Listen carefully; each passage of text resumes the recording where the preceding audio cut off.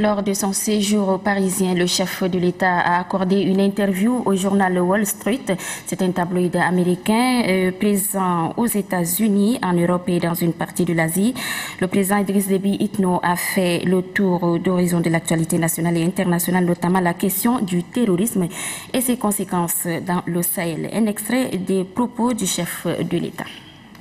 Je ne suis pas du tout surpris de ce qui s'est passé au Mali, moins encore ce qui s'est passé au Niger et ce qui se passera dans les semaines, les mois et les années à venir dans l'ensemble de l'espace sahélo-sahélien. Vous vous rappelez ma mise en garde à l'éclatement de la guerre en Libye. C'était en 2011. J'avais mis en garde contre les conséquences qui engendreraient si la solution de la force, en fait, disons, était la seule initiative. Donc, connaissant ce pays voisin, la Libye, mes craintes se sont justifiées aujourd'hui par ce qui s'est passé au Mali, se sont justifiées par ce qui se passe aujourd'hui au Niger, et se justifieront par ce qui va se passer dans le reste des pays de la zone sahélienne. Il faut voir que la Libye est un des pays les plus armés de l'Afrique, je crois. Armes de toutes catégories. Et ces armes-là, aujourd'hui, ne sont pas sous le contrôle de l'autorité libyenne. Ces armes sont donc entre les mains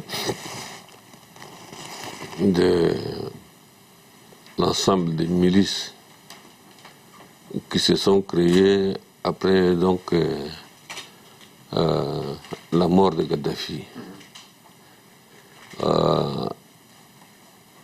Les gens ne se voilent pas là aujourd'hui, qu'il s'agisse des anciens d'Al-Qaïda qui sont venus d'Afghanistan, ou ceux qui sont venus de l'Irak, ou ceux qui étaient dans l'Aqmi ou Mijaou, à l'intérieur de la Libye, ils ne se voilent pas la face. Ils sont là, avec leur brigade, et ils s'organisent. Ils s'organisent et porteront évidemment le coup dur, certes. Ils l'ont porté contre le Mali, contre le Niger. Mais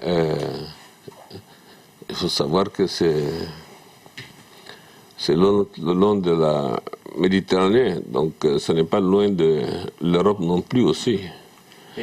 L'Europe ne sera pas épargnée aussi. L'Europe ne sera pas épargnée. Ce qu'il faut dire, c'est qu'aucun de nos pays n'est préparé pour faire face à ce genre de situation. Individuellement pris, nous sommes fragilisés et nous allons être encore davantage fragilisés. C'est ce qui va arriver. Moi, je crois, la situation qui va s'aggraver certainement en Libye ne pourra pas être réglée par le gouvernement libyen, moins encore par les pays voisins au sud du Sahara.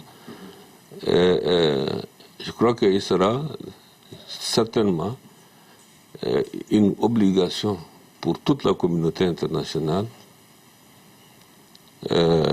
d'intervenir si on veut avoir une Libye nouvelle et démocratique qui va dans le sens, en fait, disons, des souhaits de la plus grande majorité des Libyens, il reste beaucoup de travail à faire. On a l'objectif, si c'était simplement de tuer de Gaddafi, ce n'est pas ça qui mettra, en fait, disons, la démocratie en place. Il n'y a pas eu de service après-vente.